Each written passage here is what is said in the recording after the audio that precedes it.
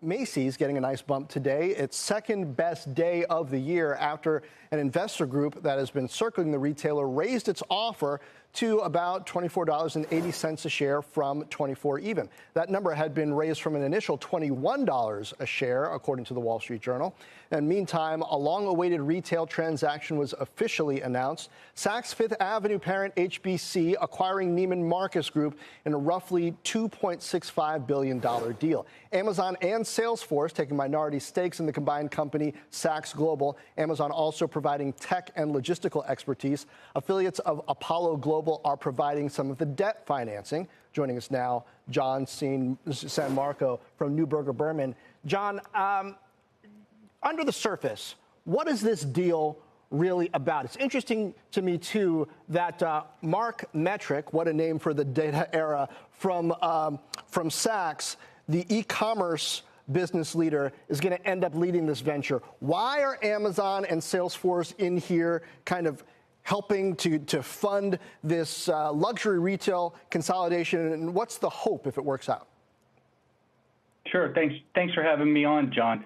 Yeah, I think there's likely great opportunity underneath the hood to share, technology and digital best practices from one banner to the other, and leverage what are two really powerful brands in a high barrier to entry industry. Just stepping back, you mentioned the news on Macy's, and there's more news out there in the department store space too. A game of ownership musical chairs doesn't fix the fundamental challenge with the core brick and mortar assets, which is that the department stores as a place of brand and product discovery.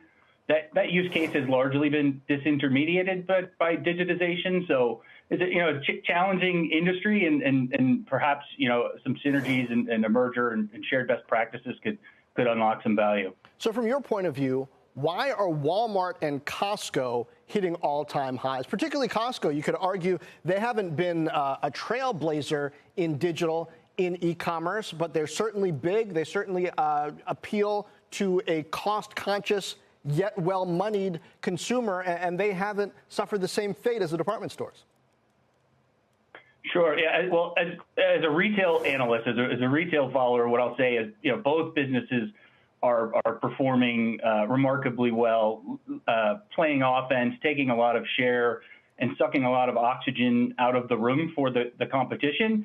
And so they're sort of making this like winners take all, winners take most narrative, a really easy narrative to believe and to expect in the retail space. I mean, just taking a step back and sort of thinking across the market, it mirrors this dynamic of really concentrated performance in a few winners, and we've very much seen that in retail and across consumer, where the two big juggernauts are doing great and serving as a hiding place for a lot of investors. What does all of this mean for smaller businesses, insurgents like the D2C players? We were talking about them a couple of years ago, but they haven't fared well, and even Shopify.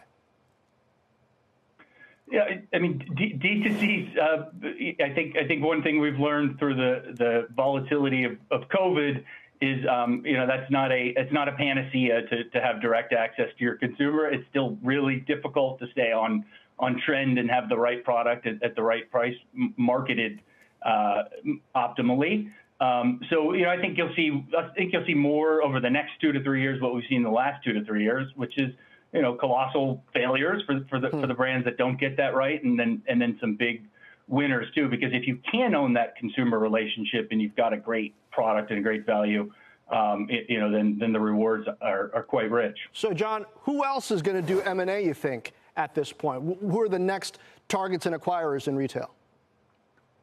We don't spend too much time speculating on M&A. What we try to do is try to find great advantaged businesses where there's signal in our data that investors have underdiscovered the concept, or consumers have perhaps underdiscovered the concept. So we think there's a handful of great retailers we own in our next generation connected consumer fund, and I wouldn't put them on an M&A list per se, but those would be names like Ulta or the Home Depot or Top Holdings for us. Dollar Tree is another one we feel really good about at this price.